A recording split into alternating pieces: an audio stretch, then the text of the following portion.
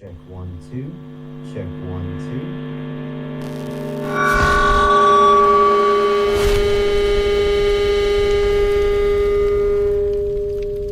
2. So this is going to be a video if you guys are trying to utilize more outputs out of your Behringer Wing and you're just out of AES50 outputs. You're also out of your USB outputs because you're using it on a Mac for QLab, and you're just out of everything in general. So we're going to be using AES50C out of the back of this console. We are still going into a stage box, that way you can utilize your stage box, and then we are coming out of that stage box B from here. So A is coming out of USB-C into here, B is going to be coming out into our box here, which is going to be the Klark Teknik DN9630, and then we're going to be using USB from here up into this computer. So this is going to be utilizing just the computer for Defeedback and not having to use any of the AIO devices such as the Scarlett or anything like that. So first thing we gotta do is a lot on the computer. So Tanner's going to show us this. So we are going to go up to the engine. We're going to go to configure. And this is where you do the routing for this program. I've already got our microphone 1 and our Defeedback 1 as input 1. We're going to go 47 as our input. And then let's take 2 and let's make it 48. So we'll scroll down. It doesn't let you scroll using the wheel, so I'm clicking. We're going to go in 48. And another thing we need to do is we need to scroll down to channel 48 and make it no channel selection. Then we're going to go to outputs, and this was where it gets weird because it skips a bank of 8. And we believe that's because we are hooked up to a DL8.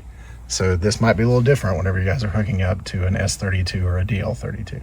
So for our microphone 2, let's say we'll go channel 40 because we were in 39 in the first input.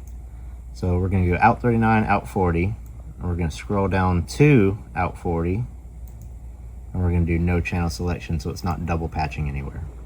We're going to hit OK on that, and then we'll get back to the routing on the wing. And then on the wing, if you're ever trying to figure out where it's coming in, Tanner can talk into one of these microphones. You'll actually see some signal. So we know we're coming into C1 because that is input 1 of that, but we're returning. And this is where it skips those 8 channels. Yes. So I return to channel 39 and 40, but it's actually showing up in 47, 48. And then from that point, we've already made a video on this, but we'll do it anyway. We'll go home. We'll go ahead and have an effect set up, which will be our external effect. So if you don't have that there, you'll click on it. You will make it be type external effect. And then we will go back to our channel. And that was in 13, we'll remember that. So you select your channel. We're going to insert an effect here. We already have it because we just did it for another video. We have external effect, and we're gonna have to be patching using AES. So our effect send for the first external patch will be 13 left. So we'll be doing effects 47 from C. And then on our return, we will be doing C47. And we saw it returning there, so it's very easy for us to know that's what it's going to be. So our next channel will be the same thing, except it's going to be 48.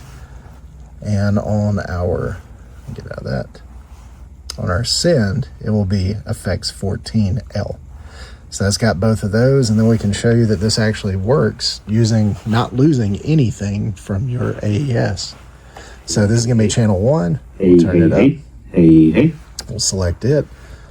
We'll go into here, and you can see that we have Defeedback on. Sorry for the glare on the screen. We'll get right to the urge of feedback. And you can tell it's about to take off, and here we go, taking it off. And we can activate it. So it is working, which is great. And the same thing would work on the other channel too. So that is how you can route this to make it utilized. And it's not going to show up that exists there.